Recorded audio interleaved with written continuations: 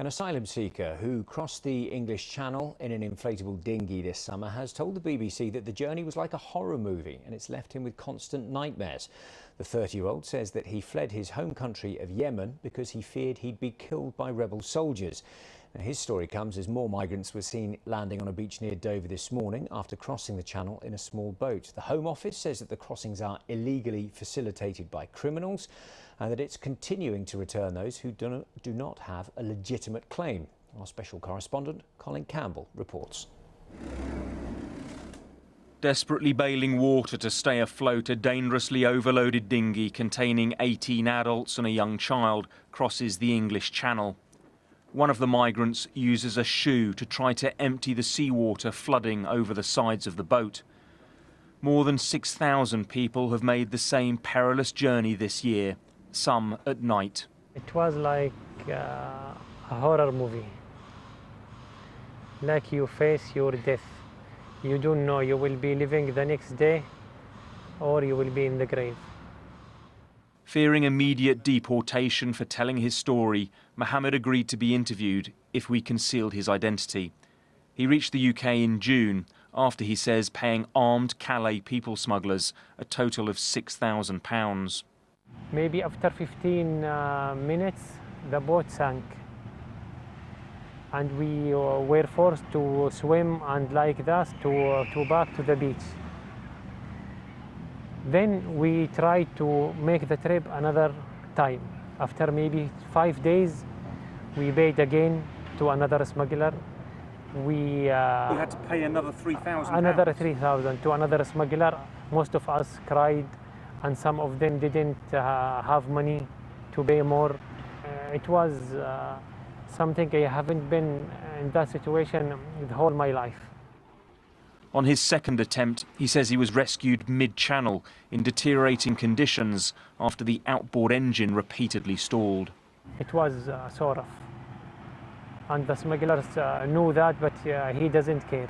They just want to collect money and throw us to face our destiny. One of the world's poorest countries devastated by war, he says he fled from Yemen almost a year ago. Why have you left your country and left your family behind? I left my country because I felt that it's a dangerous place to live in. I might be killed any day in the street. I couldn't bring my family with me because of the high cost of traveling, and the smugglers ask people to pay a lot of money. Have you come here because it might be easier to find work, or because that you might receive free benefits or money from the government? No, at all. I will not jeopardize my life just to find a job. It doesn't make sense here. I jeopardize my life just to live in dignity and in peace. Others who reach the UK in small boats have recently been deported to Spain, where it's claimed they're being left to sleep on park benches. It was the first EU country Mohammed arrived in. He fears he could also be imminently returned to Madrid. Why don't you claim asylum in Spain? Spain government treat people with racism, especially Arab people.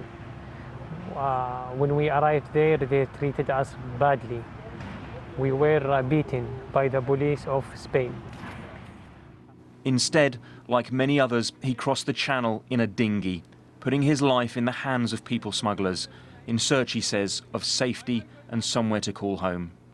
Office say they will return anybody who doesn't have a legitimate claim to remain here in the UK, but say those efforts are being frustrated by what they describe as rigid EU returns regulations. They say the deportation flights are being cancelled and delayed because of last-minute challenges from lawyers. Now, the government here says that the EU countries that migrants are travelling through on their way here are safe countries, and therefore anybody seeking refuge or sanctuary should be claiming asylum in those countries. Now, Mohammed first first arrived in Spain. He then travelled on to France, but he told me he didn't feel either of those countries were safe for him to remain. So he is now, like many others, waiting here anxiously to find out if he'll be deported back to Spain or if he'll be allowed to remain here and claim asylum. OK, Colin, thank you. Well, images of people wrapped in blankets and wearing life jackets being brought into the port of Dover have become a regular occurrence this year. On Friday, another 319 people were picked up after crossing the English Channel, making a total of 1,468 in August alone. That's despite a vow from the Home Secretary Priti Patel to make the dangerous route unviable. And it means more than 6,000 people have now crossed illegally this year. Well, we can talk now to the MP for Shoreham, Tim Lawton. Thank you very much for being with us this evening. This situation goes on and on, doesn't it? The migrants keep coming to the UK. They do, and whilst I'm relieved that Mohammed made the crossing safely, I'm not relieved that he chose to make that journey at all. He chose to leave whatever he says are safe countries where he could have applied for asylum, and he chose to give many thousands of pounds to criminal people smugglers. What has got to happen? We've said this so many times, the Home Secretary absolutely wants this to happen, is that anybody who leaves the shores of France in a small dinghy trying to make it across to the UK should be intercepted and turned around by the French authorities, or if they're intercepted in British waters, we should be able to take them back to France, so that the message very clearly gets out that if you're going to try and get across the Channel, paying people smugglers to do it as well, don't waste your money because you won't get across. Go to a reception centre and apply for asylum in the normal way, the legitimate way that other people do. And we need to be looking at all the different options at the moment, because my constituents and people in this country are paying their taxes to see people come to this country illegally, queue jumping effectively over those people who we offer a safe haven to in this country, who have abided by the rules, applied for asylum, refugee status in refugee camps in Jordan and other places